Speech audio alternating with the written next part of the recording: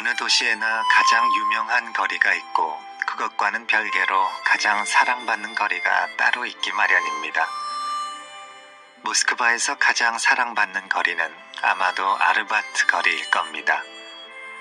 그곳은 전통의 거리였고 자유의 거리였고 예술의 거리였으며 아무도 재빨리 걸어서 지나가 버리지는 않는 거리였습니다. 이렇게 춥고 눈이 내려 쌓여 있어도 말이죠. 아르바트 거리에서 그는 다시 푸시킨의 흔적을 만났습니다. 고운 민트색 외벽을 가진 푸시킨의 집이 있었고 그가 목숨을 건 걸투를 감행하면서까지 사랑했던 아내 나탈리아와 나란히 서 있는 동상이 있었죠. 그는 보았습니다. 나란히 서 있는 푸시킨 부부의 동상에 아름다운 장미꽃다발이 쥐어져 있는 것을 말이죠. 유럽 곳곳에서 동상이나 무덤에 받쳐진 꽃다발을 보기는 했지만 러시아의 추위 속에서도 어느 동상에나 아름다운 생화가 받쳐져 있는 풍경은 감동을 느끼게 했습니다. 어느 특별한 날에나 기억하는 예술가가 아니라 그들의 삶 속으로 깊숙이 들어와 있는 예술가에게 바치는 헌정일 것이다. 푸시킨의 부인이 쥐고 있는 꽃다발을 보면서 그는 생각합니다. 그러고 보니 상트페테르부르크에서도 모스크바에서도 꽃을 파는 작은 상점들을 자주 본 기억이 났습니다. 승진한 사람이나 결혼식, 장례식 혹은 졸업식을 위해 존재하는 꽃집이 아니라 사랑을 고백하고 존경을 표현하기 위해 꽃집이 존재한다는 것이 그에게 러시아를 새롭게 느끼도록 해주었죠. 오랜 냉전 시대를 지나오면서 러시아를 경직된 마음으로 생각해온 사람들이 있다면 수많은 꽃집들이, 수많은 공연장들이, 악기를 맨 수많은 학생들과 거리의 예술가들이 순식간에 그 편견을 허물어 주리라는 생각이 들었습니다.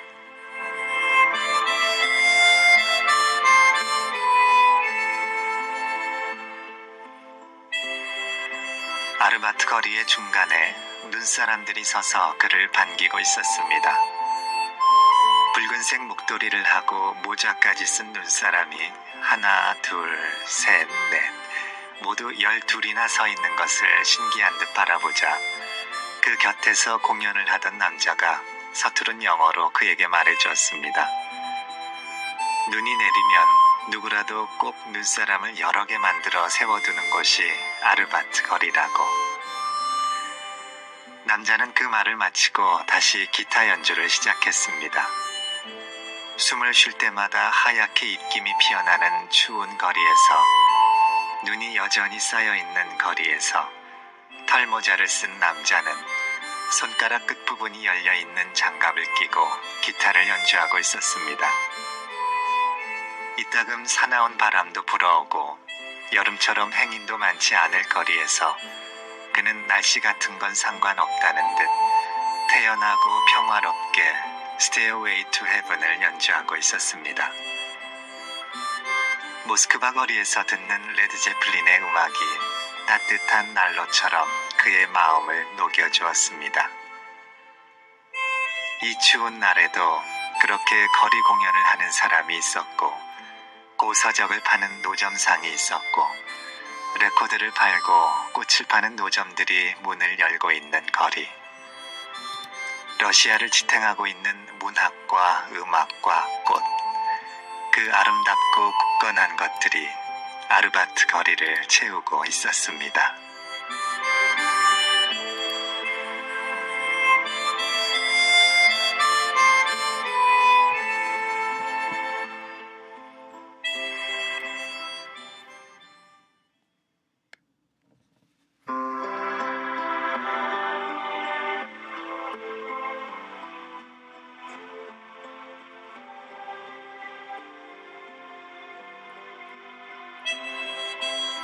아르바트 거리 한 모퉁이에서 그는 다시 빅토르체를 만났습니다.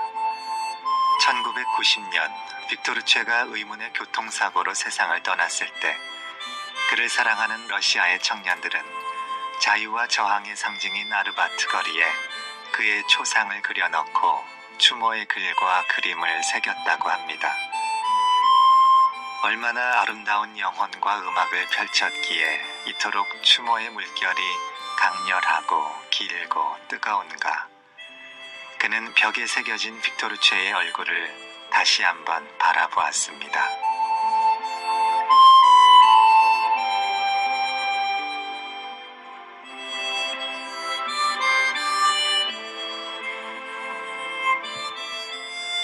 아르바트 거리에서 그리 멀지 않은 체홉 거리에서 그는 친구가 알려준 감자 도시락을 먹을 수 있었습니다.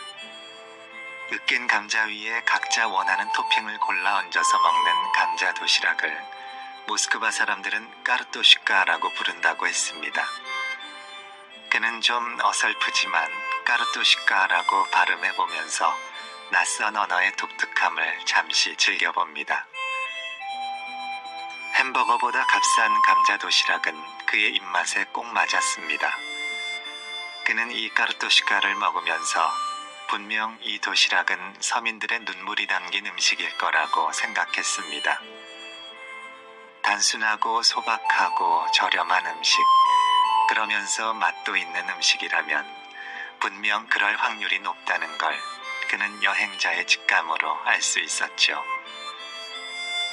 러시아의 전통 음식들이 여러 가지 있었지만 그는 레스토랑에서 먹었던 러시아의 전통 스프나 화려한 음식보다는 까르토슈카, 이 감자 도시락을 오래 기억하게 되리라 생각합니다.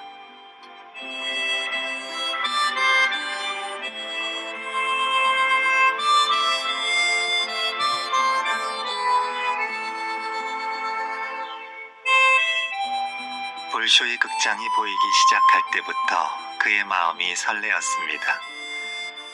평일이니 어쩌면 저녁 공연의 표가 남아있지 않을까 기대를 하고 매표소를 먼저 찾아갔죠. 하지만 차이콥스키의 스페이드의 여왕도, 푸치니의 투란도트도, 작은 극장에서 펼쳐지는 2막짜리 발레도 모두 매진이었습니다.